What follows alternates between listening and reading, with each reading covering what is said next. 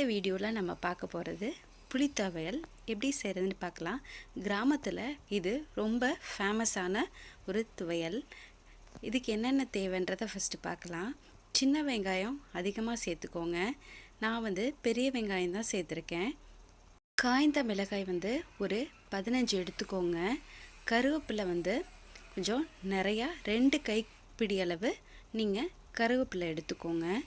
இதுக்கு ஒரு எலும்புச்சம்பழம் சைஸ் அளவுக்கு புளி எடுத்துக்கோங்க.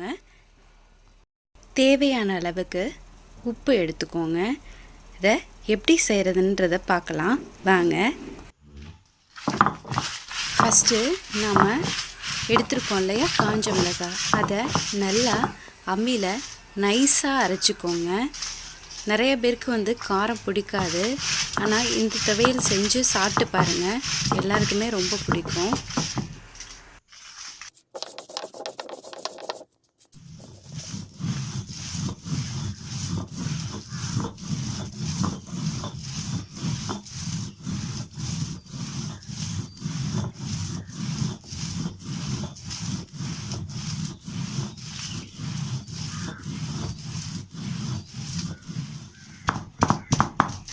காஞ்ச மிளகாய் நல்லா நைஸாக அரைச்ச பிறகு நம்ம எலும்புச்ச சைஸ் அளவு புளி எடுத்துருக்கோம் இல்லையா, அதையும் சேர்த்து நல்லா நைஸாக அரைச்சி எடுத்துக்கோங்க.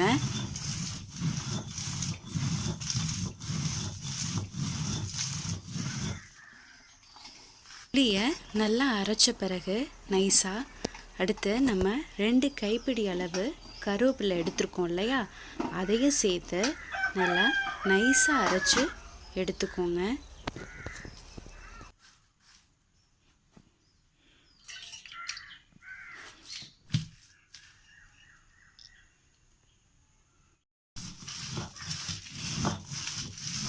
இந்த துவையல் நீங்கள் குழந்தைங்களுக்கு கொடுத்துடாதீங்க. ஏன்னா காரம் நிறையா இருக்கிறதுனால அவங்க கண்டிப்பாக சாப்பிட மாட்டாங்க. பெரியவங்க நல்லா சாப்பிடுவாங்க விரும்பி. அப்படி நீங்கள் கொடுக்குறதா இருந்தால் நல்லெண்ணெய் ஊற்றி கொஞ்சமாக போட்டு நல்லெண்ணெய் ஊற்றி நல்லா பிசைஞ்சு கொடுங்க, சாப்பிடுவாங்க. ஏன்னா உரப்பு தெரியாது நல்லெண்ணெய் ஊற்றுனீங்கன்னா.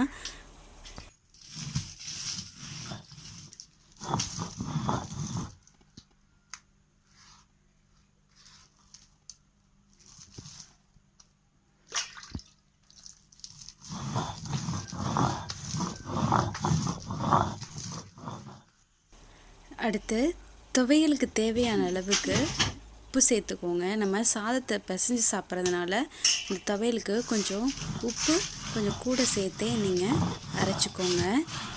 நிறைய பேர் என்ன பண்ணுவாங்கன்னா சாதத்தில் உப்பு சேர்த்து வடிப்பாங்க.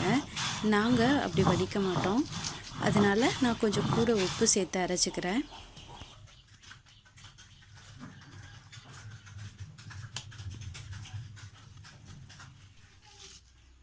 நல்லா நைஸாக அரைச்ச பிறகு நம்ம வெங்காயத்தை சேர்த்துடலாம். வெங்காயத்தை ரொம்ப நைஸாக அரைச்சிடாதீங்க. கொஞ்சம் நச்சு குறைன்னு இருக்க மாதிரியே நீங்கள் துவையலுக்கு அரைச்சி எடுத்துக்கோங்க.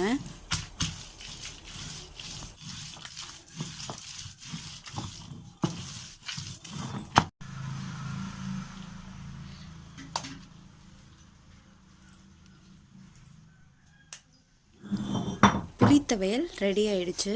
நீங்களும் செஞ்சு பார்த்துட்டு கமெண்ட் பாக்ஸில் கமெண்ட் பண்ணுங்கள்.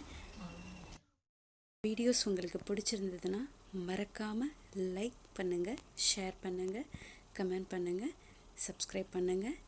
நன்றி.